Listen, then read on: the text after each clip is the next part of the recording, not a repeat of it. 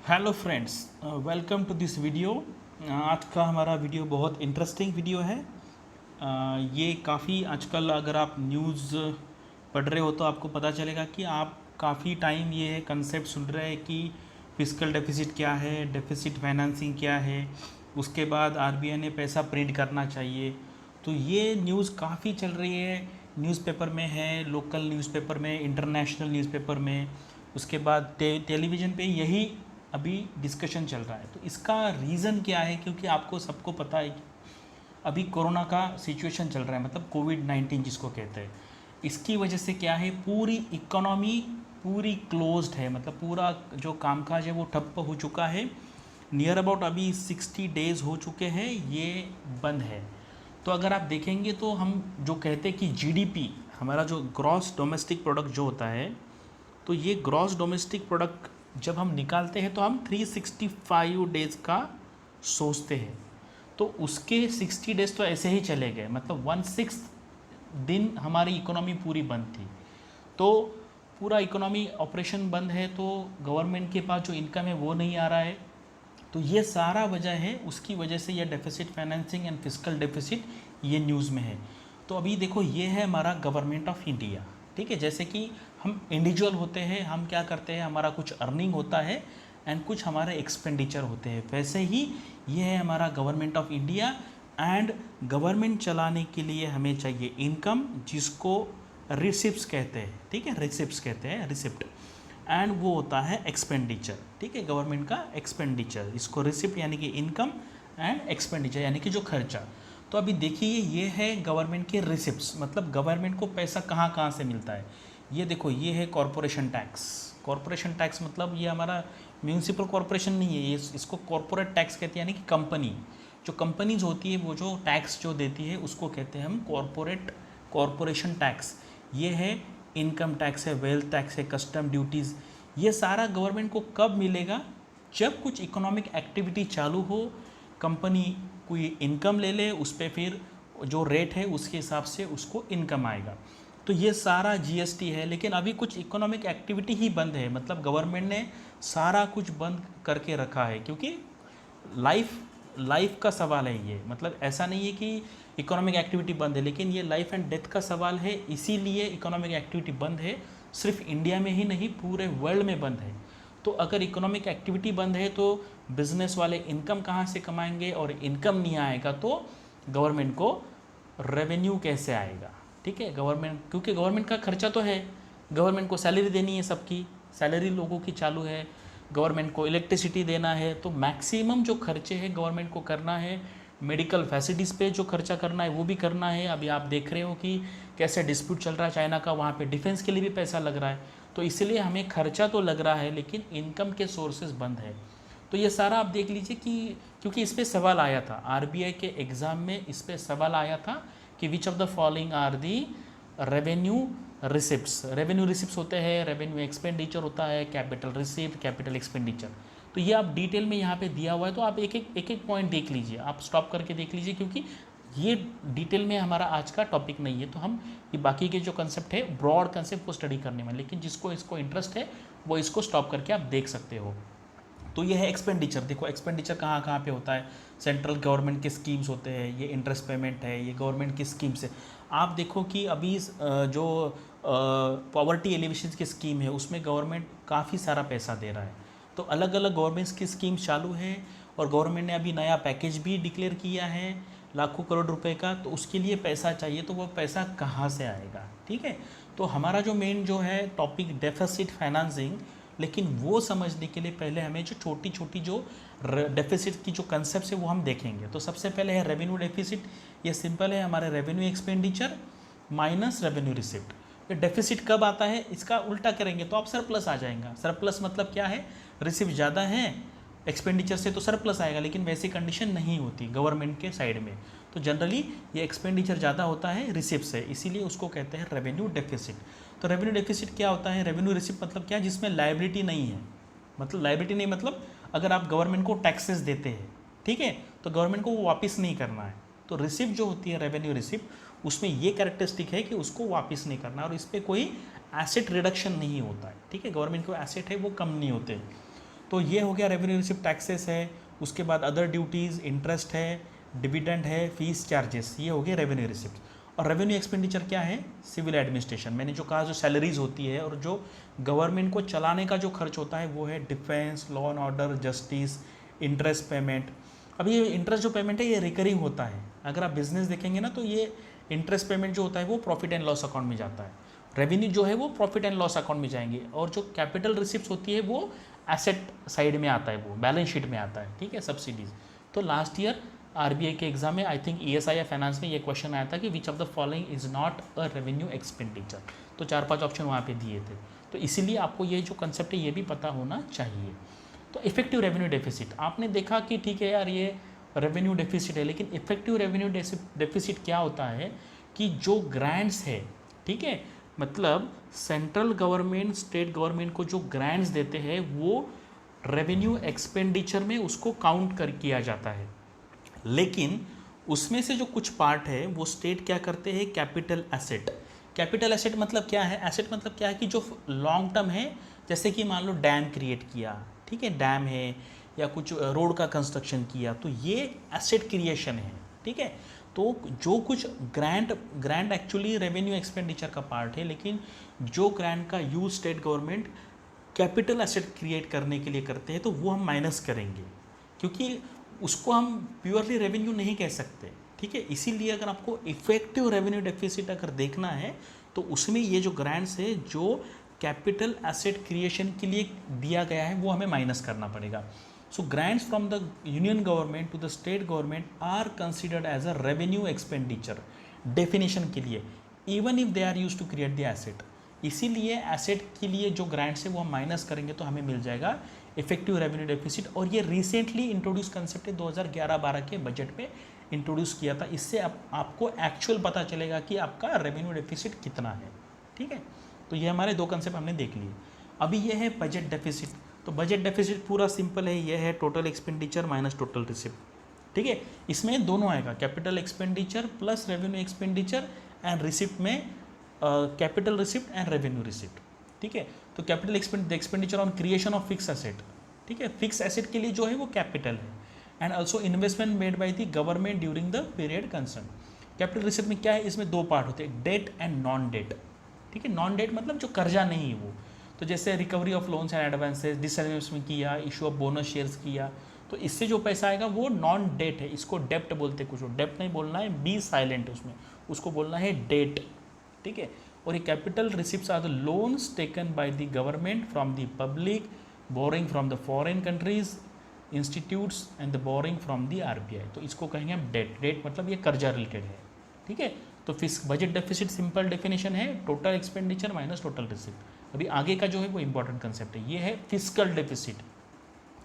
अभी fiscal deficit क्या है? फिस्कल डेफिसिट का मतलब है कि total expenditure minus total receipt except borrowing.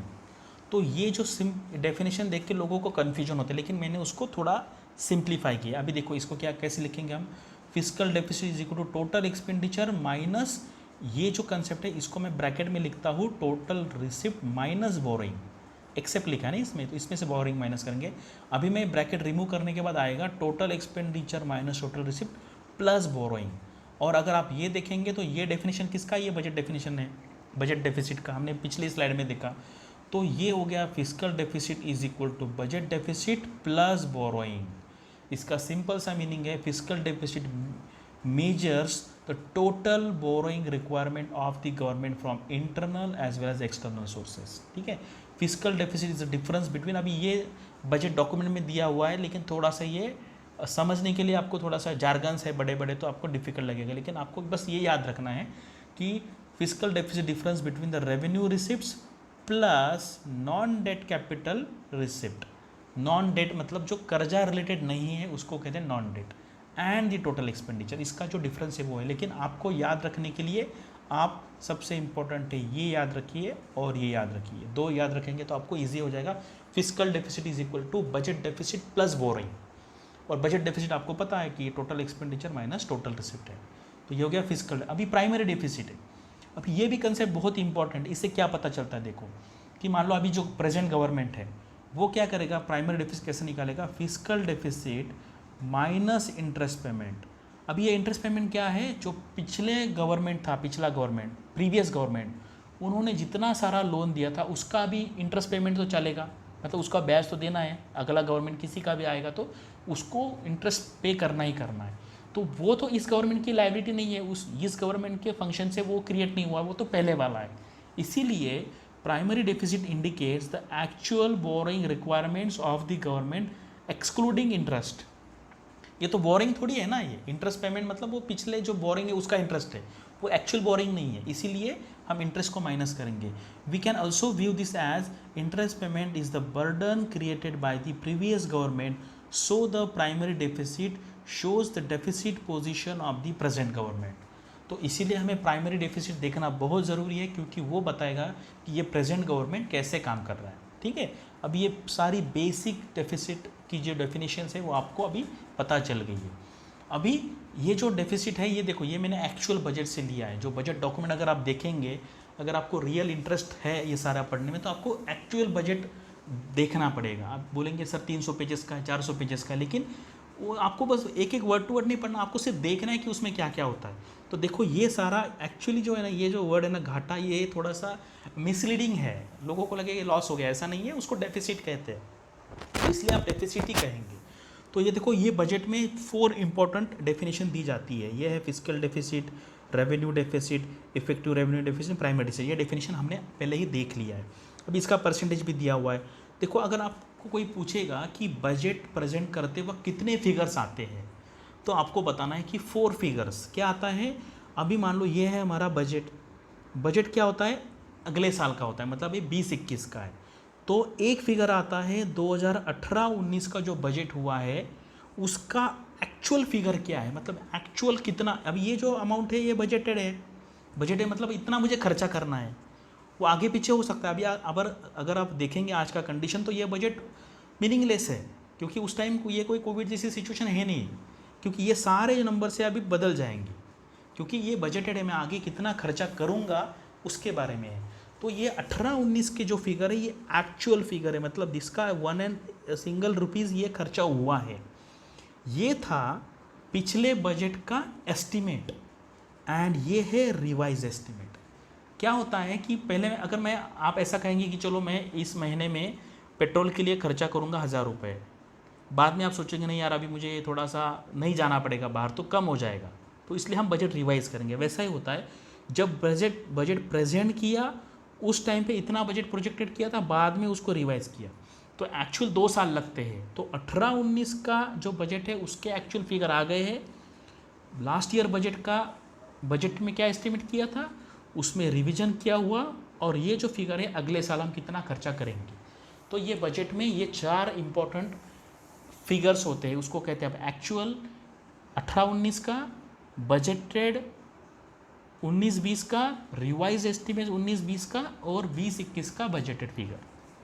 और ये हमारे 4 इंपॉर्टेंट डेफिसिट्स। ठीक है, हमने अब ये सारे देख लिए।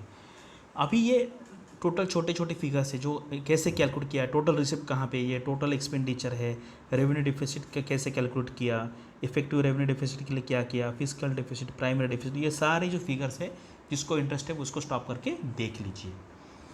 अभी हमारा इम्पॉर्टेंट टॉपिक है डेफिसिट फाइनेंसिंग। तो ये जो डेफिनेशन है ये एकेडमिक पर्पस के डेफिनेशन है, आप जिसको इंटरेस्ट है वो पढ़ लीजिए, अदरवाइज ज़्यादा डीप में जाने की ज़रूरत नहीं है। डेफिसिट फाइनेंसिंग मतलब सिंपल सी बात है कि ये जो डेफिसिट आया है उसको फाइनेंस कहाँ से करेंगे।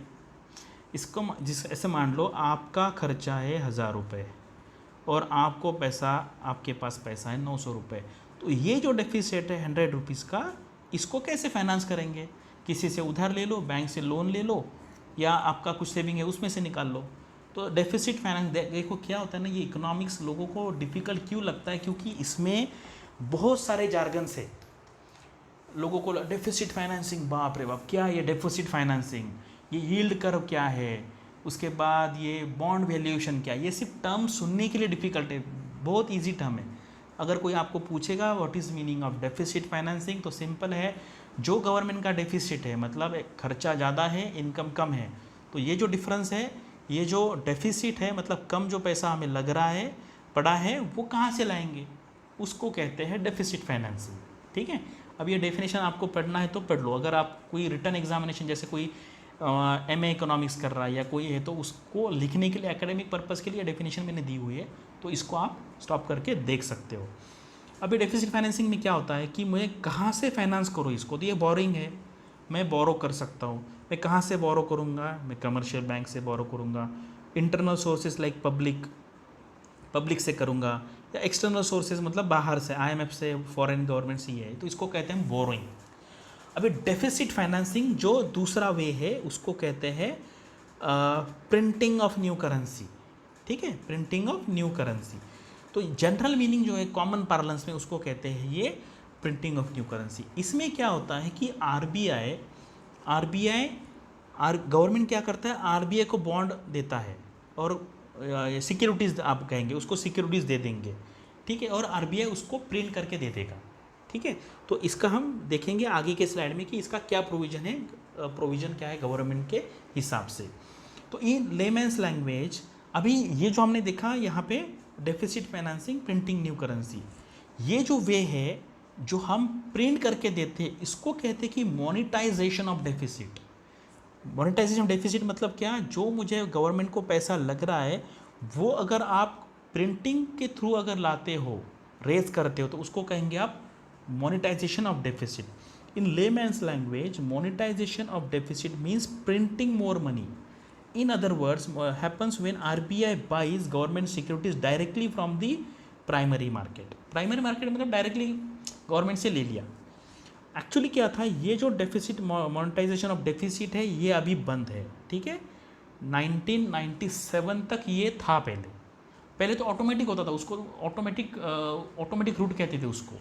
ठीक है, उस टाइम क्या था, जितना गवर्नमेंट का डेफिसिट है ऑटोमेटिक आरबीआई प्रिंट करके देता था। लेकिन उस टाइम पे मुझे लगता है सी रंगराजन थे, उन्होंने एक स्टेप लेके गवर्नमेंट ने, आरबीआई ने एक एग्रीमेंट साइन किया, उसके हिसाब से ये जो वे है मोनेटाइजेशन ऑफ डेफिसिट वो कम्प्लीटली बंद कर दिया।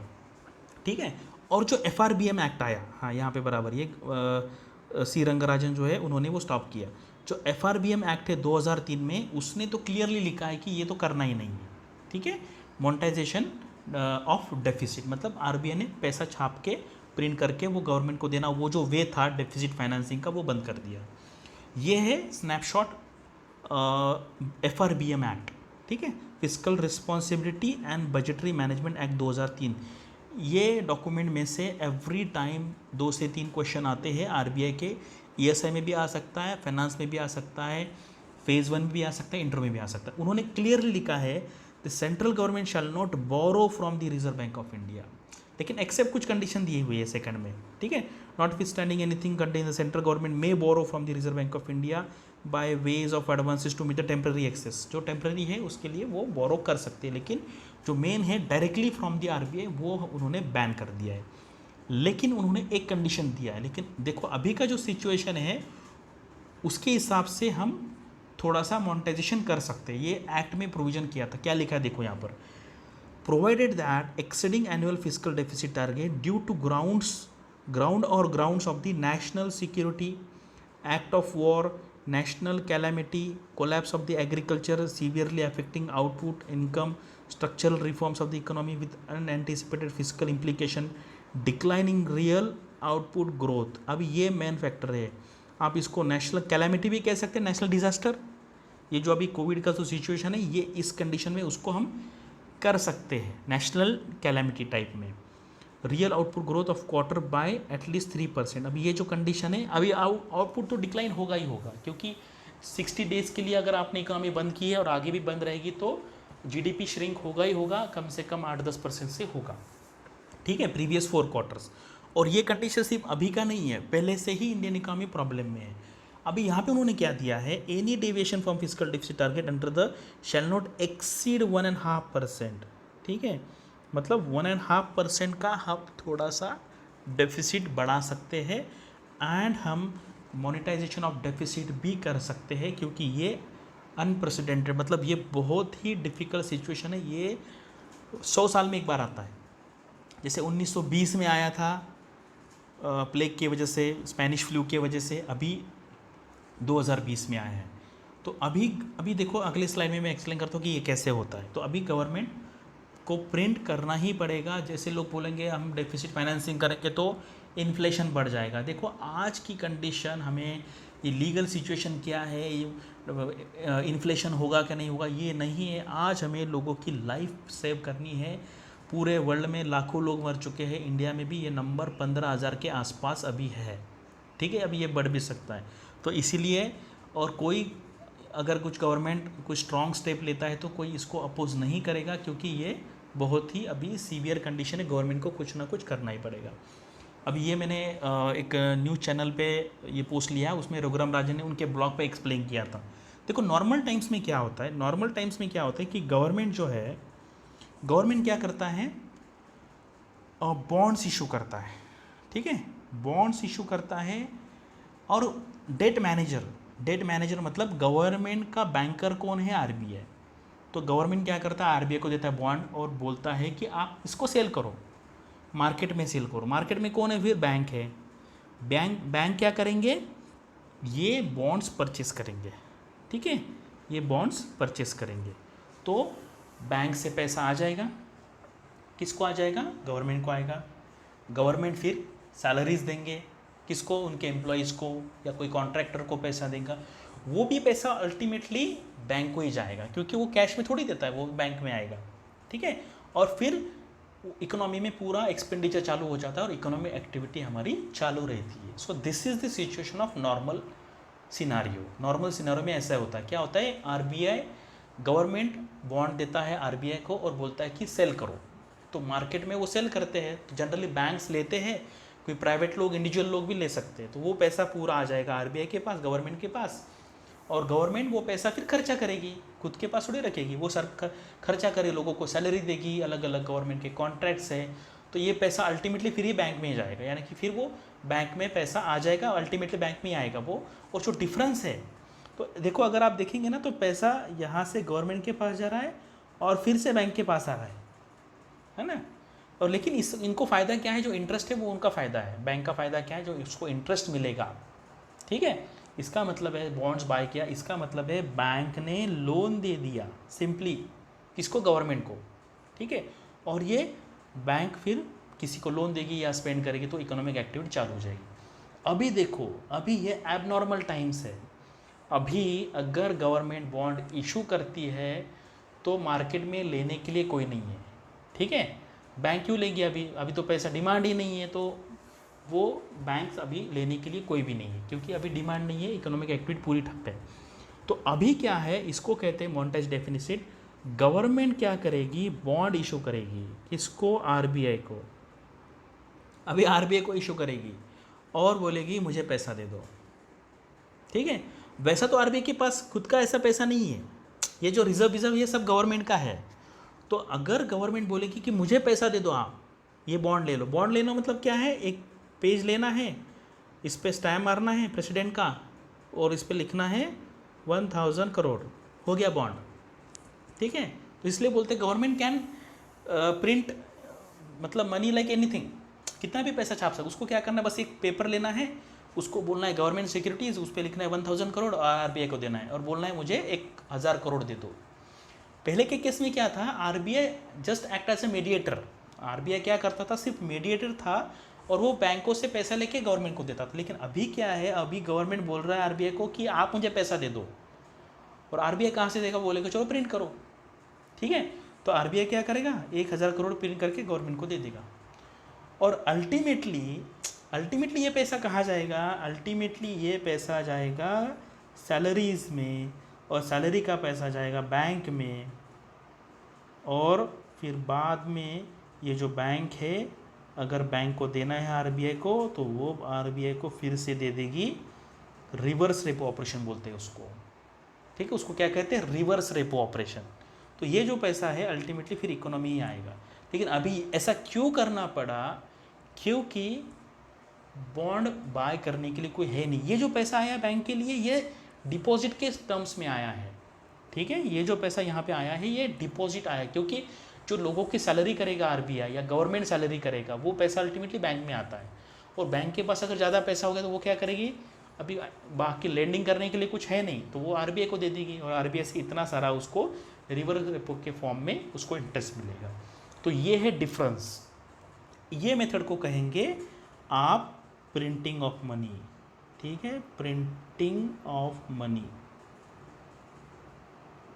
और आप इसको मोनेटाइजेशन ऑफ डेफिसिट भी कह सकते हैं। तो आपको अभी पता चलेगा कि ये दो सिचुएशन क्या है। तो अभी हमारा जो सेकंड सवाल है, अभी हमने फिस्कल डेफिसिट लिख लिया, डेफिसिट फाइनेंसिंग देख लिया, अभी ये हमारा सिचुएशन है कि आरबीआई कितना पैसा प्रिंट कर सकता है।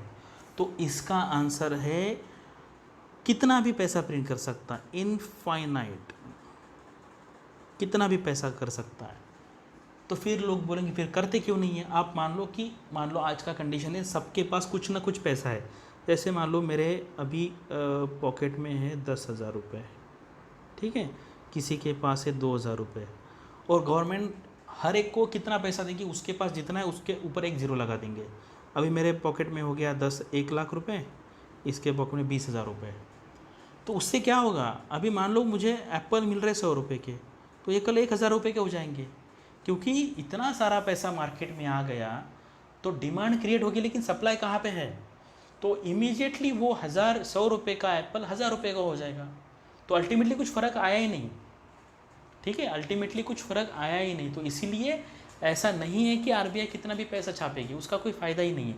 अब अभी देखो कि ये है, मैं आपको क्लियरली बताता हूँ, ये क्या है, मनी सप्लाई।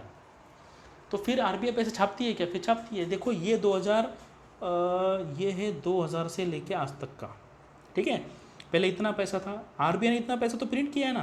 देखो कितना पैसा था, पहले इतना था और आज इतना हो गया, नियर अबाउट 10 टाइम्स के आसपास मनी आरबीआई ने प्रिंट किया है। तो जनरली होता क्या है कि आरबीआई कितना पैसा प्रिंट करती है, जितना ये जो इकोनॉमिक एक्टिविटीज़ रन करने के लिए, ट्रांजैक्शन होने के लिए जितना पैसा चाहिए उतना प्लस थोड़ा सा ज़्यादा। जैसे मान लो 5% से 10% ज़्यादा, उससे क्या होगा, थोड़ा सा पैसा ज़्यादा आएगा मार्केट में। तो पैसा कैसे आएगा, ये डेफिसिट, मोनेटाइजेशन ऑफ डेफिसिट से आएगा। तो आरबीआई प्रिंट करके गवर्नमेंट को दे देगा और ये पैसा इकोनॉमी आने के बाद डिमांड बढ़ेगा। अभी आरबीआई क्या करेगा, आरबीआई क्या करेगा, अगर आरबीआई ने गवर्नमेंट को पैसा दे दिया 1 लाख करोड़ रुपए, ये प्योरली प्रिंट करके दे दिया, अभी गवर्नमेंट ले लेगी 1 लाख करोड़, अब ये खुद के पास थोड़ी रखेगी। ये क्या करेगी, इससे देखो अलग अलग पॉवर्टी एलिवेशन स्कीम में लोग बोल रहे चलो गवर्नमेंट हर एक के अकाउंट में 10-10 हज़ार रुपये डाल दो। कुछ अकाउंट में लोगों के अकाउंट में पैसे डाल दिए, फिर कुछ गवर्नमेंट स्कीम पे खर्चा किया, या कुछ अभी वॉर चल रहा है तो उसके लिए कुछ पैसा खर्च कर दिया। तो अल्टीमेटली वो जो पैसा है वो इकोनॉमी में ही आने वाला है, वो इकोनॉमी में आएगा। तो अभी लोग बोलेंगे इन्फ्लेशन बढ़ जाएगा। देखो अभी इस कंडीशन में इन्फ्लेशन बढ़ने का चांसेस कम है, क्योंकि ऑलरेडी डिमांड कम है। डिमांड कम है तो इन्फ्लेशन कहाँ से आएगा। अगर ये पैसा मार्केट में आएगा और इससे इन्फ्लेशन बढ़ेगा, तो देखो ग्रोथ एंड इन्फ्लेशन जो है वो साइड बाय साइड चलती है, उसका पॉजिटिव कोरिलेशन है। तो ये अगर पैसा इकोनॉमी में आएगा और ये पैसा अगर इनकम जनरेट, डिमांड जनरेट करेगा, तो इकोनॉमी के लिए अच्छा तो ये है ना, अच्छा ही है ना इकोनॉमी के लिए। क्योंकि उससे क्या होगा, ये जो बिजनेसमैन है सारे, इनको फिर मोटिवेशन मिलेगा कि चलो डिमांड क्रिएट हुआ है तो हम प्रोड्यूस करेंगे। अभी सारे कंपनीज बंद है क्योंकि डिमांड ही नहीं है। जैसे मान लो लोगों के पास पैसा है तो सोचेंगे चलो ये मैं कंप्यूटर ले लेता हूँ, मैं ये बाइक ले लेता हूँ, मैं ये करूँगा, तो उससे रिलेटेड जो कुछ बिजनेस है वो चालू हो जाएगा। और एक बार इकोनॉमी में क्या होता है, मल्टीप्लायर इफेक्ट होता है। कुछ भी ये जो पैसा आएगा मार्केट में 1 लाख करोड़, तो इससे ओवरऑल एक्टिविटी से 10 टाइम्स या 20 टाइम्स जनरेट होती है। क्योंकि ये पैसा फिर मैं यहाँ पे खर्च करूँगा, फिर वो वहाँ पे करेगा, वो वहाँ पे करेगा, तो उसको वेलोसिटी ऑफ मनी कहते हैं। तो वो पैसा पूरा इकोनॉमी में घूमेगा, तो इससे इकोनॉमिक एक्टिविटी चालू हो जाएगी। तो ये आप देखेंगे कि आरबीआई ने इतना सारा पैसा पिछले 20 साल में प्रिंट किया है, लेकिन वो एवरी ईयर धीरे धीरे धीरे धीरे वो पैसा प्रिंट कर सकती है। एट अ टाइम वो कितना भी कर सकती है, लेकिन मैंने उसके आपको प्रोज एंड कॉन्स बताए कि अगर डबल करके दिया हर एक का मनी जितना आपके पॉकेट में है, तो उससे कोई फ़र्क पड़ने वाला नहीं। उतने सारे एसेट क्रिएट होने चाहिए, ठीक है। इकोनॉमी में एसेट क्रिएट होना बहुत ज़रूरी है। तो इसीलिए ये फिजिकल डेफिसिट क्या मैंने स्टार्टिंग में बता दिया आपको, डेफिसिट फाइनेंसिंग मोनेटाइजेशन डेफिसिट बताया, और आरबीआई कितना पैसा प्रिंट कर सकता है, कितना भी पैसा प्रिंट कर सकता है। तो अभी के कंडीशन में आरबीआई ने पैसा प्रिंट करना चाहिए क्या, तो इसका आंसर है यस। मैंने 3 महीने पहले इसके बारे में पूछ डाला था कि आरबीआई ने पैसा प्रिंट करना चाहिए, फिस्कल डेफिसिट के नंबर क्या है, इन्फ्लेशन क्या है, ये आज इम्पोर्टेंट नहीं है। ये जो सिचुएशन आने वाली है, एफआरबीएम एक्ट भी आप बाजू में रख दो, अभी ये कंडीशन आई है 100 साल में एक बार आई है। तो इसको लोग बोल रहे हैं इसको कोविड बॉन्ड, ठीक है, कोविड बॉन्ड्स। तो गवर्नमेंट बोलेगा आरबीआई को चलो ये बॉन्ड्स है, कोविड बॉन्ड मैंने इशू कर दिए, मुझे 1 लाख करोड़ 10 लाख करोड़ जितने अभी पैसे चाहिए उतने मुझे प्रिंट करके दे दो। तो ये ऐसा ही नहीं है, बहुत सारे इंडिया में इकोनॉमिस्ट है वो सारे बैठेंगे, आरबीआई के एग्जिस्टिंग गवर्नर्स, पिछले वाले भी जो प्रीवियस गवर्नर्स है वो भी आएंगे, और ये बहुत ही अभी ट्रिवियल सिचुएशन है इंडियन इकोनॉमी के लिए। तो ये सारा सोच के आरबीआई ने, गवर्नमेंट ने इमीडिएटली सोचना चाहिए कि मोनेटाइजेशन ऑफ डेफिसिट यानी कि प्रिंटिंग ऑफ मनी चालू करके।